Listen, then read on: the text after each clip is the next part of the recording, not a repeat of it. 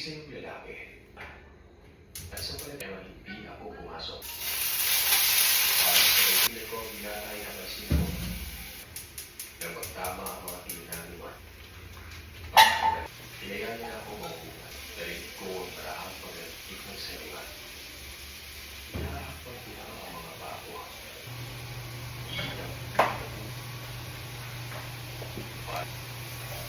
Sumama ko.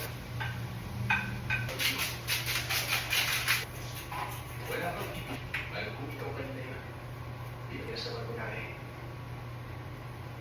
Grabe ang pinagmamas na ng dalawa. Nakita ko panay ng pangas ng iba. Pagkabatas ko. Nagdadala iba ng nilalawa. Pinag-Victor ang Victor. Makabawang pangiwan. Pinagdala sa pigilan ko sa tabi. O nakaupo sa memonahe. Iisa ko. Natalis mo sila. Baon ko na ang tikata o tiyenta. Dapat ay sino dahil ang kanilang luwag na pusa naman ang kadalasan magsasaka. Napagkaralan ko, may mga sa labas piling na ang lupa. Nila ang nangyari sa pamilya mo. Ilang makantay.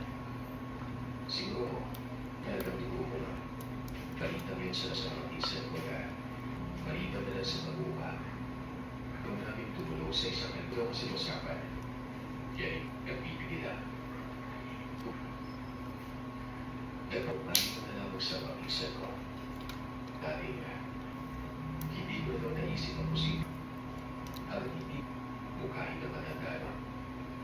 Sa mga sarili yun ay hindi ko nagtanda kayo ito. Kumbaga, inabot sa akin yung mga ikaw ang ako kayo pagkabuto ito. Makakaasa ka. Ito sa kanya, siya na lang ang nakakahiratuwa na nakakakulang ito para makuha ng isang pagbabago. Kung ang mga nabuhat, ang way natin po ay